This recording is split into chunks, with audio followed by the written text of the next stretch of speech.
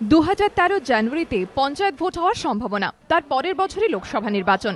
এই পরিস্থিতিতে দলীয় সংগঠনকে আরো মজবুত করতে কোমর বেঁধে নামছে কংগ্রেস।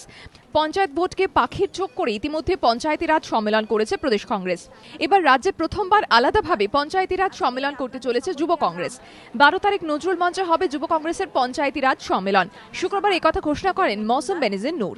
তিনি জানান, দল চাইছে তরুণ মুখকে পঞ্চায়েত ভোটে প্রার্থী করতে, তাই এই সম্মেলন থেকে আহ্বান জানানো হবে তরুণ সম্প্রদায় যাতে আরো সক্রিয়ভাবে পঞ্চায়েত ভোটে অংশ নেয়। এর পাশাপাশি মৌসম জানান, পঞ্চায়েত নির্বাচনে একলা লড়তে কংগ্রেস তৈরি।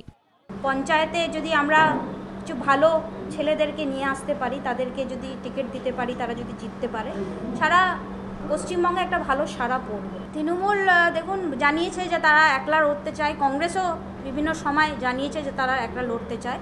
ডিসিশন হাইকমান্ড নেবে, কিন্তু আমরা একা লড়ার জন্য প্রস্তুত। মৌসম জানান, 12 তারিখের সম্মেলনে প্রদেশ নেতৃত্বের পাশাপাশি উপস্থিত থাকবেন রাজ্যের ভারপ্রাপ্ত এআইসিসির সাধারণ সম্পাদক শাকিল আহমেদ। তিনি আরও জানান, বিভিন্ন জেলাতেও এবার তারা পঞ্চায়েতি রাজ সম্মেলন করবে। রাজনৈতিক মহলে একাংশের মত, লোকসভা থেকে নজর রেখে কংগ্রেস চাইছে গতবারের থেকে পঞ্চায়েত ভোটে ভালো ফল করতে, কারণ প্রদেশ কংগ্রেস নেতৃত্বের একটা বড় অংশ মনে করে লোকসভা ভোটে কংগ্রেস তৃণমূল জোটের সম্ভাবনা উজ্জ্বল। সেক্ষেত্রে পঞ্চায়েতে ভালো ফল করতে পারলে লোকসভা ভোটে আসন ভাগাভাগির জন্য কংগ্রেসের দর কষাকষির ক্ষমতা কিছুটা বাড়বে। আশাবুল হোসেনের রিপোর্ট, এবিপি আনন্দ, কলকাতা।